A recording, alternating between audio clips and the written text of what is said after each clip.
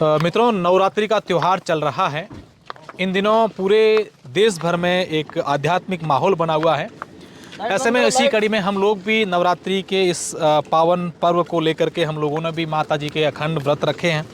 तो अभी किसी मंदिर में दर्शन करने के बाद जब हम लौट रहे थे तो रास्ते में हमें एक ऐसे संत दिखे जो पैदल पैदल चल रहे हैं और उनके साथ जो उनके भक्तों का काफिला है वो अलग अलग जगह पर उनका स्वागत कर रहा है, सत्कार कर रहा है, आवो भगत कर रहा है। हमें भी लगा कि हम इनसे जाएं, बात करें। जब हम महाराज जी के पास पहुँचे तो ये युवा संत जो हैं ये सिवाना के पास कोटेश्वर महादेव मंदिर है, वहाँ ये विराजते हैं और इनका नाम सत्यम गिरि जी महाराज हैं।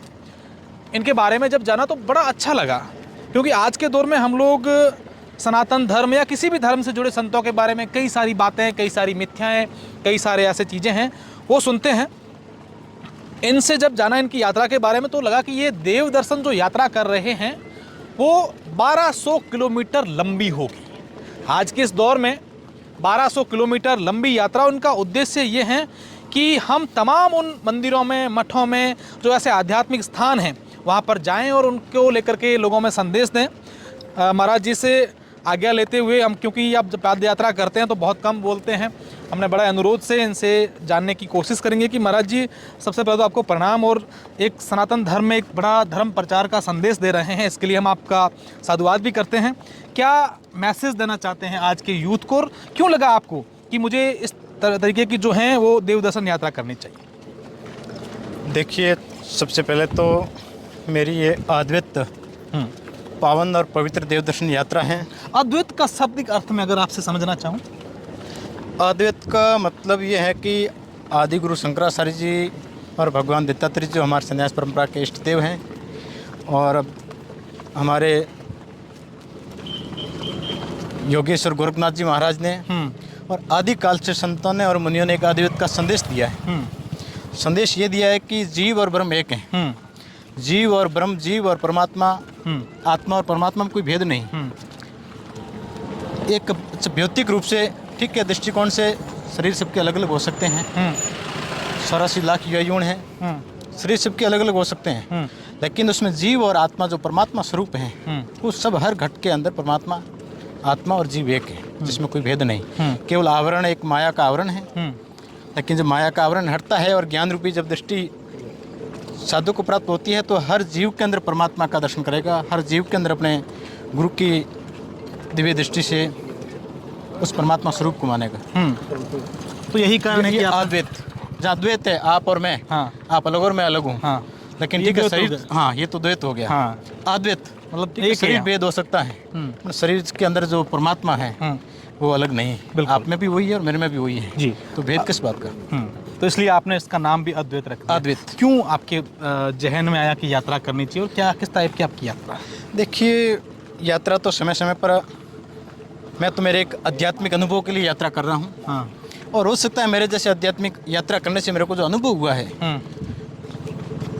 जहाँ तक मैं तो ये कहता हूँ कि हर हमारे सनातन युवा संतों की ये यात्रा करनी चाहिए, और एक राष्ट्र में एक उस भगवत नाम की अलग जगानी चाहिए, जो काफ़ी हमारे युवा, हमारे सनातनी, मैं कहता हूँ संतों से भी काफ़ी अभी तक बहुत दूर है। संतों से भी बहुत दूर है अभी वो। मैंने मेरी यात्रा में अनुभव किया है। मैंने मेरे शुरुआती शब्दों में जो है वो यही कहा था कि आज के इस दौर में अगर हम सनातन धर्म के जो हमारे संत हैं, महात्मा हैं, उनके बारे में अगर लोग, हालांकि सब जगह नहीं है, लेकिन कुछ लोग ऐसे भी हैं जो कहीं ना कहीं इस छवि को इस प्रकार की कुछ लोग करते भी हैं। खैर, हम उस पर बात नहीं करेंगे।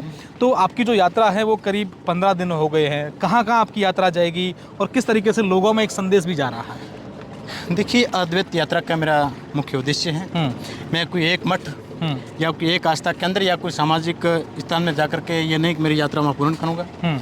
मेरी जो यात्रा है अद्वैत यात्रा है। मैं हर मठ मंदिर में जाता हूँ, हर सामाजिक आस्था केंद्र, हर मठ में जाकर के मैं मेरे एक आध्यात्मिक अनुभव को लिए भगवान से अरदास करता हूँ। तो ये जो शक्तिपीठ है, शिवपीठ है, मठ है, मंदिर है, हर समाज के स्थान है, मैं सभी में जाकर के मैं मेरी एक आध्यात्मिक अनुभूति के लिए बिल्कुल करता हूँ। एक महाराज जी, हालांकि मुझे नहीं पता कि आपको पूछना चाहिए नहीं पूछना चाहिए, लेकिन मेरे जहन में सवाल है तो मैं पूछ भी ले रहा हूँ कि इस राजनीति ने या कुछ लोगों ने आज के इस धर्म को भी, इस मठों को, मंदिरों को भी जाति के आधार पर बांट लिया है। बिल्कुल। किस तरीके से आप इसको देखते हैं? मेरी जहाँ तक मेरा अनुभव है, एक सनातन की बहुत बड़ी विडंबना है, हमारे राष्ट्र की एक विडंबना है कि राजनीतिक लोग, या कहीं कहीं हमारे साधु समाज में भी हो सकता है, या लौकिक भी दृष्टि से भी हो सकते हैं, एक अपनी निजी स्वार्थ को सिद्ध करने के लिए कहीं कहीं सनातन के अंदर एक विकट पैदा करना, एक समाज को विकसित करना, एक समाज तक सीमित रहना,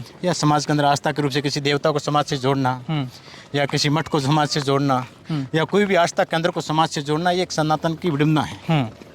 देवता, उनका काम है देने का, और उनका जो दायरा होता है वो विराट होता है, उसके अंदर ये सामर्थ्य होती है पूरे मानव को और पूरे जीवों पर दया करना, जबकि वो एक समाज का नहीं, मानव कल्याण का हमेशा उनका उद्देश्य होता है। और मठ मंदिर में भी यही संदेश है कि मानव कल्याण की जब कोई स्थान या मठ कोई संत समाज से जुड़ जाएगा तो समाज की जांच पर मानव कल्याण की बात नहीं कर सकता, समाज कल्याण की बात कर सकता है। बिल्कुल। लेकिन मानव कल्याण की बात जब करेगा जब वो सनातन धर्म की जांच पे बैठेगा, मानव से जुड़ेगा, जब वो सनातन धर्म की और मानव कल्याण की बात कर सकता है। बिल्कुल, बहुत बड़ी बात कही आपने। अभी मैं देख रहा हूँ, और मैंने खड़ीन गांव में भी देखा, जब मैं आपके पास आया तब मुझे ये दिखा कि आपके साथ साफे वाले दिख रहे हैं, तो युवा भी दिख रहे हैं। कहीं ना कहीं युवा इम्प्रेस, प्रभावित हो रहे हैं इस यात्रा को लेकर के। क्या मैसेज यूथ में जा रहा है, यूथ किस तरीके से आपको देखते हैं? देखिए, एक मेरा भी वैसे उम्र के हिसाब से युवा तो प्रभावित होने का तो स्वाभाविक है, और साथ ही मैं एक सबसे स्नेह प्रेम भाव सबसे रखता हूँ। बूढ़े बुजुर्ग, युवा, मातृशक्ति, सबसे स्नेह भाव संत का स्वाभाविक सिद्धांत है। कितने किलोमीटर की यात्रा है बाप जी? मेरी यात्रा करीबन 1100-1200 किलोमीटर की है। 15 दिन तो हो गए हैं, और 15 दिन में मैंने 500 किलोमीटर की यात्रा पूरी कर दी। और एक जीवन का शायद ये ऐतिहासिक यात्रा है, एक आनंद और परम आनंद। मेरी यात्रा के शुभ अवसर पर आपने भी यात्रा में भूमिका निभाई। बिल्कुल, आपको मैं स्वागत करता हूँ, अभिनंदन करता हूँ। शुरू से ही बहुत पसंद करता हूँ, आपसे प्रेरणा लेता हूँ। और नवरात्रि के शुभ अवसर माँ भगवती की कृपा बिल्कुल बना रहे। बहुत बहुत धन्यवाद। और आपके जितने भी दर्शक हैं उनसे भी आशा करता हूँ माँ भगवती और परमात्मा की कृपा आप सबके ऊपर समदृष्टि और संदेह बरसती रहे।